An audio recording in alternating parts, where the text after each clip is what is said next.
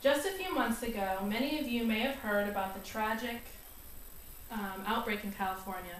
It is considered to be the worst outbreak in 60 years, and 10 children have died from the illness.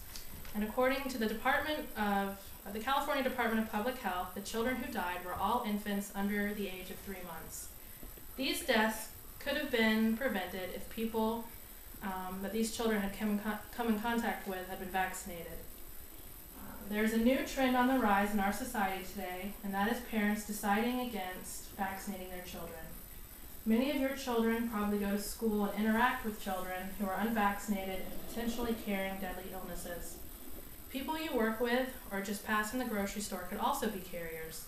And unfortunately, due to the increase of people not vaccinating their children, we could soon see similar situations as those in California, right here in our own community, resulting in possible deaths of children close to us. As a mother, one of my biggest jobs is protecting my child and keeping her happy, healthy, and safe. There is a lot of controversy over the safety of vaccinations and their side effects. However, after extensive research, I have found abundant evidence that shows how crucial vaccinations are, and I'm here today to tell you and speak to you about the importance of vaccinating your children in order to keep them healthy and alive.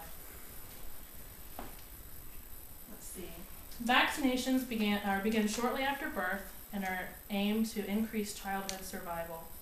Their purpose is to provide immunity and prevention against awful and fatal illnesses.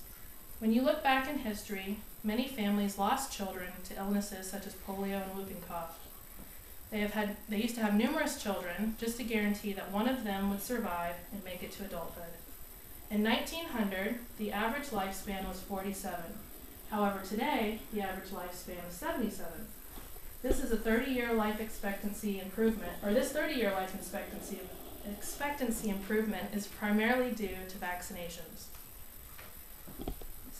Many people believe that these illnesses no longer exist and that giving their children the vaccine is unnecessary because the chances of them getting the illness is non-existent. In a way, this is true.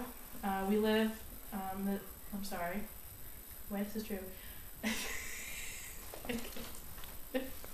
What we have been experiencing in our country is something known as herd immunity. Herd immunity occurs when a significant portion of the population has been vaccinated, providing a measure of protection for the individuals who have not been vaccinated. This theory suggests that the contagious chains of infections are disrupted when the majority of the population is immune to them.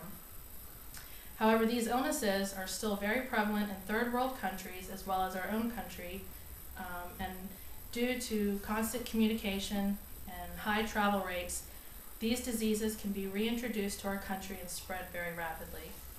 With more and more people declining to vaccinate their children, this herd immunity will disappear and will lead to awful, devastating outbreaks and deaths. Kind of like, for example, when you and your child are riding in a car, you know that the chances of getting in an accident are slim, but you still use your seatbelt because you know that it will increase your chances for survival.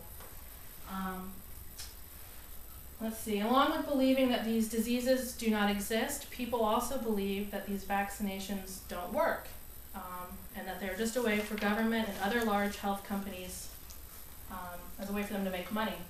But according to the CDC, the number of whooping cough cases dropped dramatically. And you can see here that from about 1950, there was 79.82 cases, and this is per 100,000 people. And the vaccine came out in 1940, but was widely used in 1950. And you can see here how the different, this is whooping cough, how it decreased along with hepatitis and mumps.